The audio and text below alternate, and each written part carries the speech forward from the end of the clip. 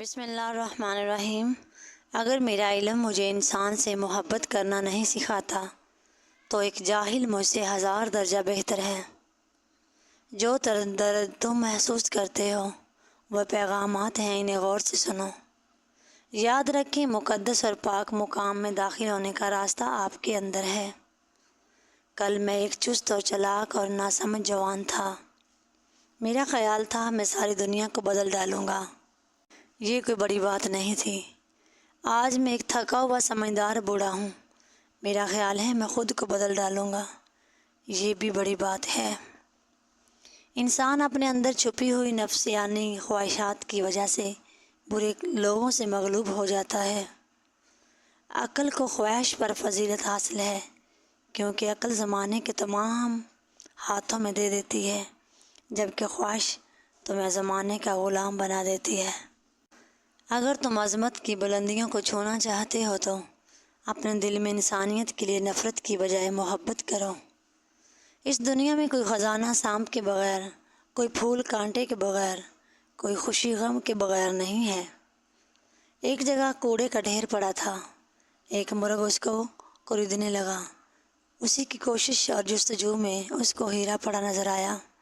بولا کہ بے شک تو پیشی قیمت ہے، مگر مجھے اس سے کیا؟ تو اگر کسی جوہری کو مل گیا ہوتا تو تیری قدر کرتا، تجھے اپنے دستار میں سجاتا۔ بہتر تھا کہ تیرے بس میں مجھے کسی اناج کا دانہ مل جاتا۔ اگر آپ نے عشق نہیں کیا تو خود کو زندہ مت سمجھیے، اور روز آخرت اس روز کو شمار نہیں کیا جائے گا۔ خاموشی سمندر ہے اور گفتگو نہر کی طرح ہے۔ تجھے سمندر تلاش کر رہا ہے تو نہر کی تلاش نہ کر۔ کوئی شخص بھوکا نہیں مر جاتا اور حرص سے کوئی بادشاہ نہیں بن جاتا۔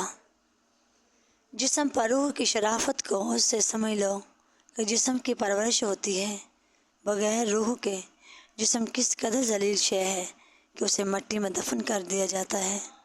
جسم کیسد ہوگا اسے زیادہ نہیں، لیکن روح کو پہنچ آسمان تک ہے۔ اپنے دل کو اس وقت تک توڑتے رہو جب تک یہ کھل نہ جائے۔ زخم وہ جگہ ہے جہاں سے روشنی آپ کے اندر داخل ہوتی ہے۔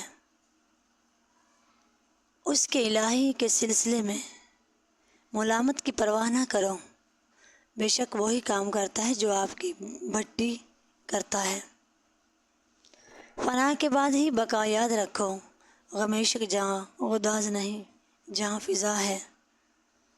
عاشق کے لیے غم موجب رحمت کا ہے، سمندر مورخ کے لیے ہلاکت، لیکن بطخ کے لیے باعث مسرت ہوتا ہے۔ عشق کی پیدا کردہ کیفیات انسان میں نئی قسم کے جنون پیدا کرتی ہیں، جو کہ باعث صدر رحمت ہوتے ہیں۔ اپنی آواز کی بجائے اپنے دلائل کو بلند کریں۔ پھول بادل کے گرنے سے نہیں، برسنے سے اگتے ہیں۔ جب میں اپنے اللہ کے ساتھ ہوں تو ہر چیز عبادت کرتی دکھائی دیتی ہے۔ مولانا رومی سے کسی نے پوچھا زہر کیا ہے؟ آپ نے فرمایا ہر وہ چیز جو ہماری ضروریات سے زیادہ ہو زہر ہے، جیسے قوت، اقتدار، دولت، بھوک، لالچ، محبت اور نفرت۔ جاؤ پہلے خود کو ڈھونڈو تاکہ تمہیں مجھ میں بھی پا سکو۔ جب انسان کی آنکھوں سے آنسو بہتے ہیں